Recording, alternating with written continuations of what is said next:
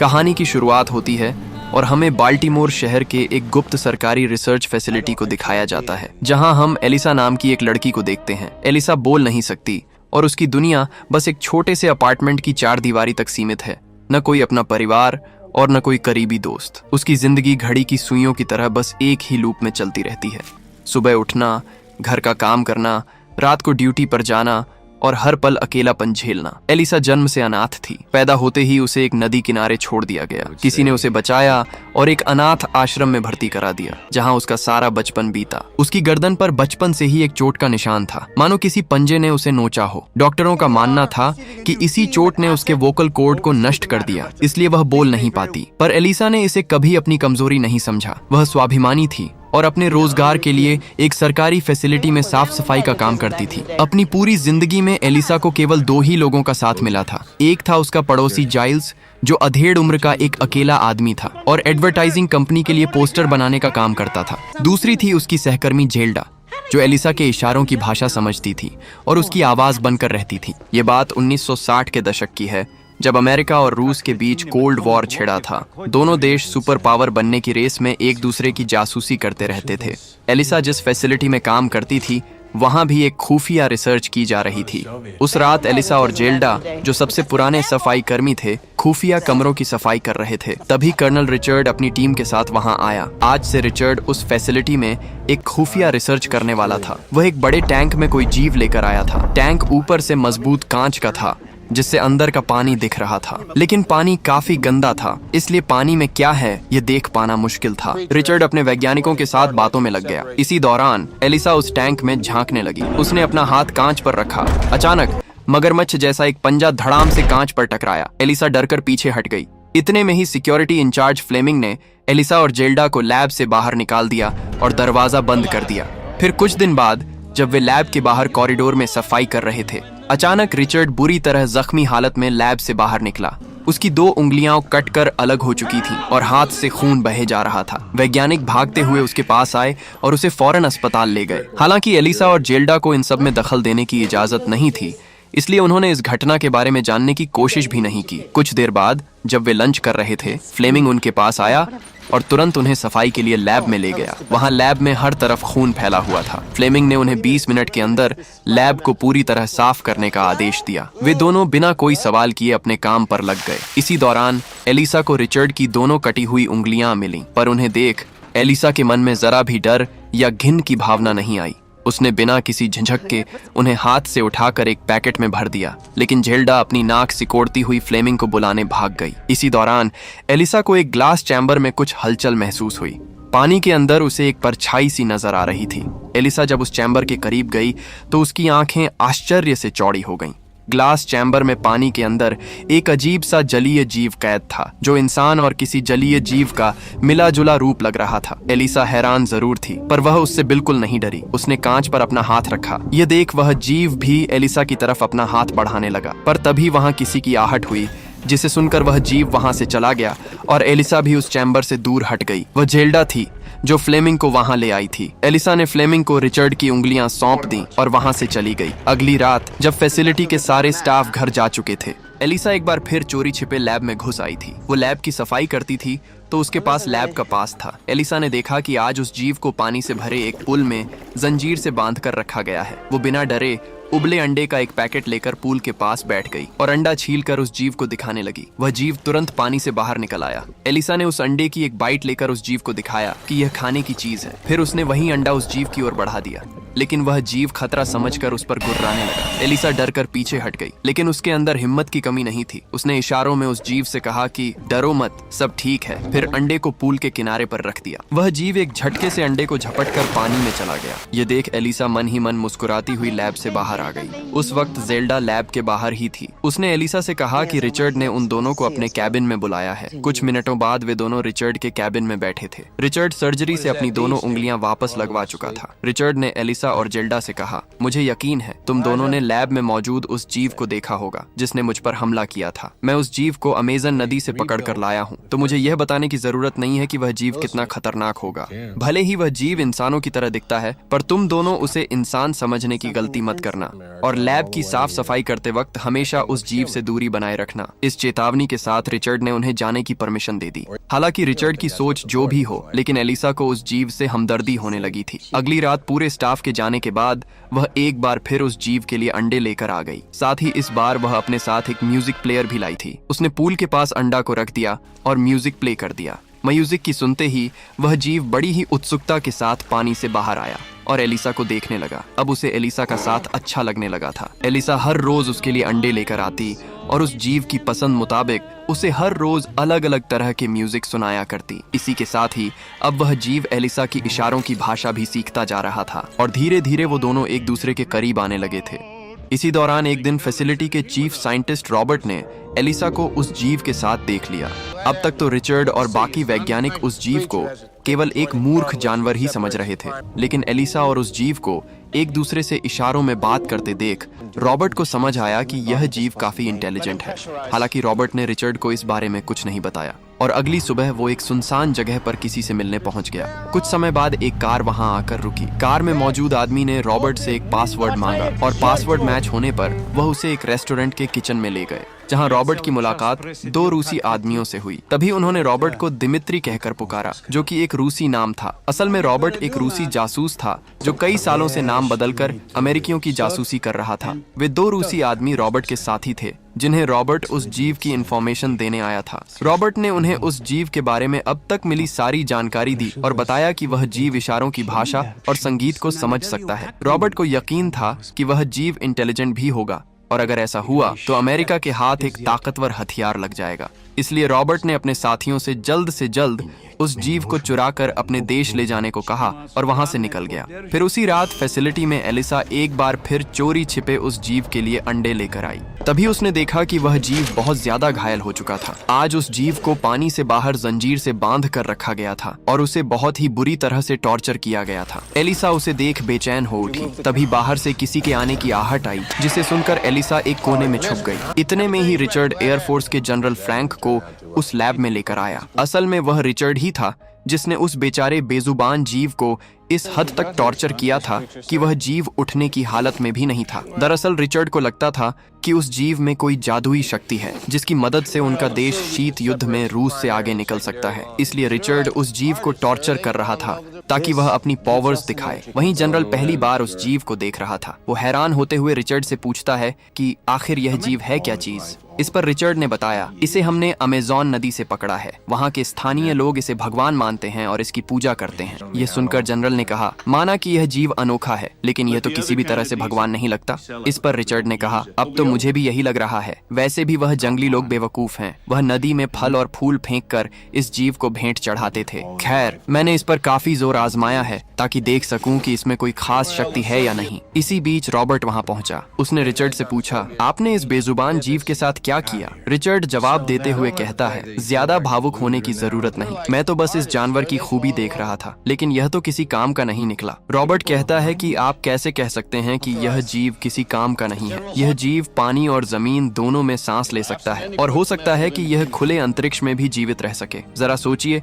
अगर हम इसे अंतरिक्ष में भेज पाए तो हम विज्ञान में रूस से आगे निकल सकते हैं। रॉबर्ट उस जीव को जिंदा रखकर उस पर स्टडी करने के लिए कह रहा था, लेकिन रिचर्ड और जनरल उस जीव की चीर फाड़ करके यह पता लगाना चाहते थे कि वह पानी और जमीन दोनों जगह कैसे सांस लेता है। ये सब सुनकर वहाँ पीछे छुपी हुई एलिसा तड़प उठी। वहीं रॉबर्ट ने भी इस बात पर दुख जताते हुए कहा, आपको बेवजह इस जीव को मारने का कोई हक नहीं है। इस पर जनरल ने रॉबर्ट से छिड़कर कहा, मेरी वर्दी में यह स्टार देख रहा है, इनका मतलब है कि मैं जो चाहूँ वह कर सकता हूँ। ये कहकर जनरल रिचर्ड के साथ वहाँ से निकल गया। सारे लोगों के लैब से जाते ही एलिसा भी बाहर आ गई। वह किसी भी हालत में उस जीव को मरने नहीं देना चाहती थी। शिफ्ट खत्म होने के बाद जब वह घर लौटी तो उसने अपने दोस्त जाइल्स को उस जीव के बारे में बताया और यह भी बताया कि रिचर्ड और उसके साथी उस जीव को मारने की तैयारी में हैं। वह जाइल्स से रिक्वेस्ट करने लगी कि उन्हें किसी भी तरह उस जीव को बचाना होगा। जाइल्स को लग रहा था कि शायद एलिसा किसी आम मछली या जलीय जीव की बात कर रही है, लेकिन एलिसा ने उसे इशारों में समझाया। भले ही वह जीव बेजुबान है, पर वह एक इंसान की तरह चीजों को सोच और समझ सकता है। वह मुझे अपना दोस्त मानता है और मुझे देखकर अपने सारे दुख दर्द भूल जाता है। मुझे पहली बार कोई ऐसा मिला है जिसे मुझ में कोई कमियां नहीं दिखती, इसीलिए मैं उसे किसी भी हाल में बचाना चाहती हूँ। इस पर जाइल्स ने भी एलिसा के अंदर उस जीव के लिए छुपे प्यार को महसूस किया और उसकी मदद करने के लिए राजी हो गया। इसी दौरान दूसरी ओर रॉबर्ट एक बार फिर अपने रूसी साथियों से मिला। इस बार उसके साथियों ने उसे एक डिवाइस और एक इंजेक्शन सौंपते हुए कहा, उस जीव को चुराकर हमारे देश में ले जाना नामुमकिन है, इसलिए हमने फैसला किया है कि हम उसे खत्म कर देंगे, क्योंकि अगर हम उसका फायदा न उठा पाए तो अमेरिकन को भी नहीं उठाने देंगे। तुम ये डिवाइस फैसिलिटी के फ्यूज बॉक्स में लगा देना। ये 5 मिनट के लिए सारे कैमरे और बिजली को बंद कर देगा। फैसिलिटी में जब अंधेरा होगा तो तुम ये इंजेक्शन लगाकर उस जीव को खत्म कर देना। रॉबर्ट अपने देश के प्रति वफादार तो था, लेकिन अपने साथियों के इस फैसले से वह काफी निराश हुआ। अगली सुबह ही रिचर्ड उस जीव का चीर फाड़ करवाने वाला था। रॉबर्ट को समझ नहीं आ रहा था कि वह उसे कैसे बचाए। दूसरी ओर एलिसा ने जाइल्स के साथ मिलकर एक प्लान बनाया। वे रात के समय उस जीव को लॉन्ड्री वाली गाड़ी में डालकर फैसिलिटी से भगाने वाले थे। इसके लिए जाइल्स ने अपने वैन पर उस लॉन्ड्री कंपनी का नाम पेंट कर दिया जो फैसिलिटी में गंदे कपड़े लेने आती थी। साथ ही उसने अपनी कला की बदौलत फैसिलिटी के स्टाफ की एक नकली आईडी भी बना ली। एलिसा ने जाइल्स से कहा कि उसे ठीक 5 बजे वैन लेकर फैसिलिटी के लैंडिंग डॉक पर पहुंचना होगा। एलिसा ने यह समय इसलिए चुना था क्योंकि 5 बजे ही स्टाफ की शिफ्ट चेंज होती थी। इस तरह पूरी प्लानिंग के साथ एलिसा ड्यूटी पर आ गई। उसने सुबह होने का इंतजार किया और 5 बजने से ठीक पहले चोरी छिपे लैब में घुस आई। पहले तो एलिसा ने बड़ी ही चालाकी से लैब में लगे कैमरे को ऊपर की तरफ घुमा दिया ताकि कोई उसे देख न पाए। इसके बाद वह उस जीव को जंजीरों से आजाद कराने की कोशिश करने लगी, लेकिन अचानक रॉबर्ट वहां आ गया। दरअसल रॉबर्ट के पास कोई चारा नहीं बचा था, इसलिए वह उस जीव को मारकर उसे दर्द से मुक्ति देने आया था। लेकिन एलिसा को उस जीव को भगाते देख रॉबर्ट ने भी एलिसा का साथ देने का फैसला कर लिया और उसने एलिसा को बेड़ियों की चाबी दे दी। इसी दौरान दूसरी ओर सफाई कर्मचारियों का भी शिफ्ट बदल रहा था, तो सभी अपना कार्ड लेकर घर के लिए निकल चुके थे। पर जेल्डा ने देखा कि एलिसा का कार्ड अब भी फैसिलिटी में ही है। जेल्डा समझ गई कि एलिसा कुछ तो गलत कर रही है। जेल्डा ने उसका कार्ड अपने पास रख लिया और फैसिलिटी में उसे ढूंढने लगी। उस वक्त तक एलिसा और रॉबर्ट ने उस जीव को आजाद करके उसे कपड़े रखने वाले कार्ट में भर के उसे कपड़ों के बीच छुपा दिया था। साथ ही रॉबर्ट ने उसे एक बॉक्स देते हुए कहा कि उसे इस चीज को हर 3 दिन में उस जीव के पानी में मिलाते रहना होगा। यह चीज उस जीव को पोषक तत्व प्रदान करेगी। इसके बाद रॉबर्ट ने आगे कहा, अगले 5 मिनट में मैं यहाँ की बिजली काटने वाला हूँ। उस बीच तुम किसी भी तरह इसे यहाँ से ले जाना। उम्मीद करता हूँ कि तुमने इसके लिए पहले से कोई प्लानिंग की होगी। यह कहकर रॉबर्ट वहां से निकल गया। दूसरी ओर प्लान के मुताबिक जाइल्स भी अपनी लॉन्ड्री वैन लेकर फैसिलिटी तक पहुंच चुका था, लेकिन फैसिलिटी में एंटर होने से पहले ही एक गार्ड ने उसे रोक लिया। उस गार्ड ने जाइल्स से उसकी आईडी मांगी और उसे चेक करने लगा। इस बीच उधर रिचर्ड ने भी सीसीटीवी मॉनिटर में जाइल्स की लॉन्ड्री वैन को देख लिया। इतनी सुबह लॉन्ड्री वैन को वहां देख रिचर्ड को शक हो गया कि कुछ गड़बड़ है। उसने गार्ड को कॉल किया। उधर गार्ड जाइल्स की आईडी को चेक करता हुआ कॉल रिसीव करने आगे बढ़ता है कि तभी फेक आईडी होने के कारण कार्ड का रंग छूटने लगता है, जिससे गार्ड समझ जाता है कि यह आईडी नकली है। गार्ड ने फौरन जाइल्स पर बंदूक तान दी। वहीं रिचर्ड भी जाइल्स के वैन की तरफ भागा। अब तक एलिसा उस जीव को लोडिंग डॉक तक ले आई थी, पर तभी जेल्डा ने उसे देख लिया। जेल्डा को सारा माजरा समझ आ गया। उसे उस जीव को ले जाने से रोकने लगी। उसी वक्त उधर रॉबर्ट ने फ्यूज बॉक्स में अपनी डिवाइस फिट कर पूरी फैसिलिटी की बिजली काट दी और खुद लोडिंग डॉक पर आ गया। उसने एलिसा से कहा, हमारे पास बस 5 मिनट का समय है। यह सुनकर जेल्डा भी एलिसा की मदद करने को मजबूर हो गई। तभी रॉबर्ट ने देखा कि जाइल्स गार्ड के बंदूक के निशाने पर है। वह भागता हुआ गार्ड के पीछे गया और उसे एक इंजेक्शन लगाकर वहीं बेहोश कर दिया। जाइल्स अपनी जान की खैर मनाता हुआ फौरन लोडिंग डॉक पर पहुंच गया। एलिसा ने उस जीव को तुरंत वैन में बिठाया और जाइल्स के साथ वहां से फरार हो गई। रॉबर्ट भी जल्दी जेल्डा को लेकर वहां से चला गया। इस तरह एलिसा बड़ी चालाकी से उस जीव को चुराने में कामयाब हो जाती है और रिचर्ड को बिल्कुल भी भनक नहीं लगती कि उस जीव को चुराने वाली एलिसा है और इस चोरी में रॉबर्ट भी उनके साथ है। उसे यही लग रहा था कि इसमें किसी बड़े गिरोह का हाथ है। उधर एलिसा उस जीव को अपने अपार्टमेंट में लेकर आ जाती है। वह जीव ज्यादा समय तक पानी से बाहर नहीं रह सकता था, इसलिए एलिसा ने तुरंत उसे पानी से भरे अपने बाथटब में लेटा दिया और उस पूल में रॉबर्ट का दिया वह पोषक तत्व डाल दिया। लेकिन तब भी वह जीव ठीक से सांस नहीं ले पा रहा था। उसकी हालत बिगड़ती ही जा रही थी। तभी एलिसा को याद आया कि रॉबर्ट ने उसे पूल में नमक डालने को भी कहा था। वह भागकर नमक का डिब्बा ले आई और सारा नमक पानी में उड़ेल दिया। लेकिन अब उस जीव में कोई भी हलचल नहीं हो रही थी। यह देख एलिसा बहुत ज्यादा मायूस हो गई। तभी अचानक ही वह जीव गहरी सांस लेता हुआ जाग उठा। अब वह बिल्कुल ठीक था।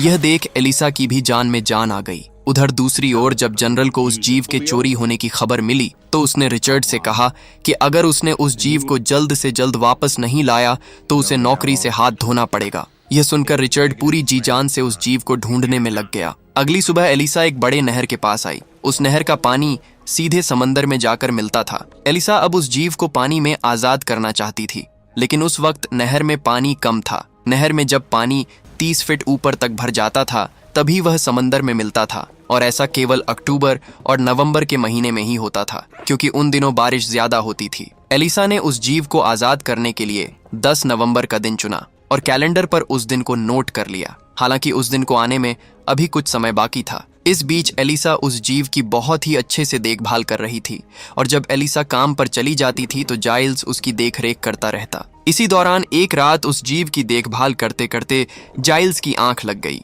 जाइल्स को सोए हुए देख वह जीव जिज्ञासा लिए बाथरूम से बाहर निकलकर हॉल में आया। तभी उसे हॉल में जाइल्स की एक पालतू बिल्ली नजर आ गई। वह बिल्ली उस जीव को देखकर गुर्राती हुई उस पर झपट पड़ी। उसी पल पूरे घर में एक चीख गूंज उठी। उसे सुन जाइल्स भी नींद से उठ गया और फौरन बाहर आकर देखा कि उसकी पालतू बिल्ली अब उस जीव का शिकार बन चुकी है। जाइल्स जब उसे रोकने गया तभी वह जीव बहुत ज्यादा आक्रामक हो गया और जाइल्स के हाथ पर पंजा मारकर वहां से भाग निकला। जाइल्स ने उसी वक्त एलिसा को कॉल किया और उसे घर आने को कहा। जाइल्स का खून बहता देख एलिसा परेशान हो गई, पर जाइल्स ने उसे समझाया कि उस जीव ने बस डर के कारण उस पर हमला किया था। जाइल्स ने एलिसा को तुरंत उस जीव को ढूंढने भेज दिया। एलिसा उसे ढूंढती हुई जब बाहर आई तो देखा कि उसके अपार्टमेंट की निचली मंजिल में मौजूद थिएटर के दरवाजे पर खून से निशान बने हैं। एलिसा समझ गई कि वह जीव थिएटर में ही गया है। वह जब थिएटर में आई तो देखती है कि वो जीव बड़ी हैरानी से मूवी देख रहा है। अच्छी बात यह थी कि इस वक्त थिएटर बिल्कुल खाली था, इसीलिए उस जीव को किसी और ने नहीं देखा। एलिसा उस जीव को शांत करके घर वापस ले आती है और वापस लौटकर एलिसा जाइल्स की मरहम पट्टी करने लगती है। इसी दौरान वह जीव जाइल्स के पास आया और उसने अपना हाथ जाइल्स के सिर पर रखा और जाइल्स का हाथ अपने सिर पर। तभी उस जीव के शरीर से नीली रोशनी सी निकलने लगी। जाइल्स उसे देख हैरान रह गया। फिर उस जीव ने जाइल्स के जख्म पर अपना हाथ रखा। जाइल्स समझ गया कि उस जीव को अपने किए का पछतावा है। उसे लगा कि शायद यह उस जीव के माफी मांगने का तरीका होगा। जाइल्स ने उस जीव को माफ कर दिया और अपने जख्म पर पट्टी लगा ली। अब धीरे धीरे वह जीव इंसानी भावनाओं को भी समझने लगा था। उसे एलिसा से प्यार हो गया था और एलिसा भी उसे चाहने लगी थी। उनका मिलन न सिर्फ मन तक सीमित रहा बल्कि शरीर से भी उनका संबंध जुड़ चुका था। एलिसा को तो जैसे उस जीव के रूप में एक जीवन साथी मिल चुका था। वह दोनों एक दूसरे के साथ बहुत खुश थे। दूसरी ओर रिचर्ड जोरों शोरों से उस जीव की तलाश में लगा हुआ था। उसे उस जीव को गायब करने का शक रॉबर्ट पर था, क्योंकि रॉबर्ट शुरुआत से ही उस जीव को मारने के खिलाफ था और इसीलिए रिचर्ड रॉबर्ट पर नजर रखने लगा। वहीं रॉबर्ट के रूसी साथियों को लग रहा था कि रॉबर्ट ने अपना काम पूरा करते हुए उस जीव को इंजेक्शन देकर मार दिया है। उन्होंने रॉबर्ट से वादा किया था कि वह जल्द ही उसे वापस रूस भेज देंगे। इसी दौरान एक सुबह जाइल्स जब सोकर उठा तो उसने एक हैरान कर देने वाला दृश्य देखा। उसने देखा कि उसके जख्म पूरी तरह मिट चुके थे, मानो वह जख्म कभी वहां थे ही नहीं। इतना ही नहीं बल्कि उसके सिर पर बाल भी आ गए थे, जिसकी उसे हमेशा से चाह थी। जाइल्स समझ गया कि यह सारा जादू उस जीव का ही है। उसे इस बात पर यकीन हो गया कि वह जीव सचमुच भगवान जैसा है। एलिसा को यह बात जानकर बिल्कुल भी हैरानी नहीं हुई, क्योंकि वह खुद भी उस जीव का जादू महसूस कर चुकी थी। लेकिन फिर वह दिन आया जब शहर में तेज बारिश हो रही थी और नहर पूरी तरह भर गया था। यानी अब उस जीव को आजाद करने का समय आ चुका था। लेकिन एलिसा उस जीव से इतना प्यार कर बैठी थी कि उससे दूर जाने के बारे में सोचकर ही वह तड़प उठती थी। लेकिन वह यह भी जानती थी कि अगर उसने उस जीव को आजाद नहीं किया तो रिचर्ड आज नहीं तो कल उसे ढूंढकर खत्म कर देगा। दूसरी ओर रॉबर्ट के देश छोड़ने का समय आ गया था। उसके रूसी साथियों ने उसे सारे सामान के साथ एक सुनसान जगह पर मिलने बुलाया था, लेकिन रॉबर्ट को नहीं पता था कि रिचर्ड उसे फॉलो कर रहा है। रॉबर्ट उस सुनसान जगह पर पहुंच जाता है और कुछ देर बाद उसके दोनों साथी भी वहां आ जाते हैं और बंदूक निकालकर रॉबर्ट को शूट कर देते हैं। रॉबर्ट जख्मी हालत में जमीन पर गिर जाता है। दरअसल वे लोग काम खत्म होने के बाद अपने जासूसों को मार देते थे, लेकिन वे रॉबर्ट को पूरी तरह खत्म करते उससे पहले ही रिचर्ड वहां पहुंच जाता है और उन दोनों रूसी जासूसों को गोली मारकर खत्म कर देता है। इसके बाद वह रॉबर्ट के पास जाता है और उसे टॉर्चर करते हुए उस जीव के बारे में पूछता है। ये सुनकर मरते हुए रॉबर्ट की हंसी छूट जाती है और वो कहता है कि तुम्हें अब तक यह लग रहा था कि वो जीव मैंने चुराया है। उस जीव को चुराने वाले तुम्हारे खुद के सफाई कर्मी हैं। बस इतना सुनते ही रिचर्ड समझ गया कि यह सारा किया धरा झेल्डा और एलिसा का है, क्योंकि सिर्फ उन दोनों के पास ही लैब के खुफिया कमरों का एक्सेस था। रिचर्ड ने रॉबर्ट को खत्म कर दिया और उसी वक्त झेल्डा के घर पहुंच गया। उस वक्त जेल्डा अपने पति के साथ थी। रिचर्ड ने जेल्डा को धमकाते हुए पूछा कि वह जीव कहाँ है, लेकिन जेल्डा किसी भी हाल में रिचर्ड को सच्चाई बताने को तैयार नहीं थी। लेकिन उसका पति एक डरपोक आदमी था। उसने रिचर्ड का गुस्सा देख उसे सारी सच्चाई बता दी कि वह जीव एलिसा के पास है। रिचर्ड उसी वक्त एलिसा के घर के लिए निकल गया और उसके जाते ही जेल्डा ने एलिसा को कॉल कर सारी बात बता दी कि रिचर्ड उस जीव को ढूंढते हुए उसके पास आ रहा है। यह सुनकर एलिसा और जाइल्स फौरन उस जीव को वहां से ले जाने की तैयारी करने लगे, लेकिन अगले पल ही रिचर्ड वहां पहुंच गया। लेकिन उसके हाथ कुछ भी नहीं लगा, क्योंकि अब तक एलिसा और जाइल्स उस जीव को लेकर नहर की ओर निकल चुके थे। उन्हें वहां न पाकर रिचर्ड गुस्से से पागल हो गया, लेकिन तभी उसकी नजर कैलेंडर पर गई, जिसमें एलिसा ने बारिश और डॉग का जिक्र किया था। उसे देख रिचर्ड को समझ आ गया कि एलिसा उस जीव को आजाद करने नहर में ले गई है। दूसरी ओर एलिसा और जाइल्स उस जीव को लेकर नहर के पास पहुंच चुके थे और अब एलिसा और उस जीव के बिछड़ने का समय आ चुका था। एलिसा ने अपनी भावनाओं को कुचलते हुए उस जीव को अलविदा कहा और अपने आंसुओं को छुपाती हुई वहां से जाने लगी। लेकिन तभी रिचर्ड भी वहां पहुंच गया। उसने पहले तो जाइल्स को मारकर बेहोश कर दिया, उसके बाद उस जीव और एलिसा दोनों को गोली मार दी। वो अपनी जीत की खुशी मना पाता कि तभी जाइल्स उठा और उसने एक लकड़ी से रिचर्ड को मारकर उसे बेहोश कर दिया। इसके बाद वो एलिसा के पास आया, लेकिन अब तक एलिसा दुनिया छोड़कर जा चुकी थी। जाइल्स एलिसा को गोद में लेकर रोने लगा। इतने में ही अचानक उस जीव का शरीर चमकने लगा और वह जाग उठा। उसने अपने सीने में हाथ फेर कर अपने जख्म को मिटा दिया और अब तक रिचर्ड भी जाग चुका था और उस जीव को मारने के लिए अपनी बंदूक रीलोड कर रहा था। लेकिन यह देख वह जीव गुस्से में रिचर्ड के पास आया और अपने पंजे के एक ही वार से उसकी गर्दन चीर डाली। रिचर्ड तड़प कर वहीं मर गया। इसके बाद वह जीव एलिसा के पास आया और उसे मरा देखकर वो बहुत दुखी हो गया। उसने अपनी एलिसा को गोद में उठाया और पानी में चला गया। वो दोनों तेजी से पानी के अंदर समाने लगे थे। इतने में ही वह जीव एलिसा के करीब आया और उसने एलिसा की गर्दन के दोनों ओर उभरे उन निशानों पर अपना हाथ रख दिया और एलिसा को किस करता हुआ उसे दूर होने लगा। लेकिन अगले ही पल एलिसा जाग उठी और उसके निशान मछली की तरह गलफड़े में बदल गए। एलिसा अब उन गलफड़ों की मदद से पानी में सांस ले पा रही थी। उन दोनों ने एक दूसरे को बाहों में भर लिया और समंदर की गहराइयों में खो गए। और इसी खूबसूरत मिलन के साथ यह कहानी यहीं समाप्त हो जाती है। अगर आपको यह रोमांचक कहानी पसंद आई तो वीडियो को लाइक करना और चैनल को सब्सक्राइब करना न भूलें।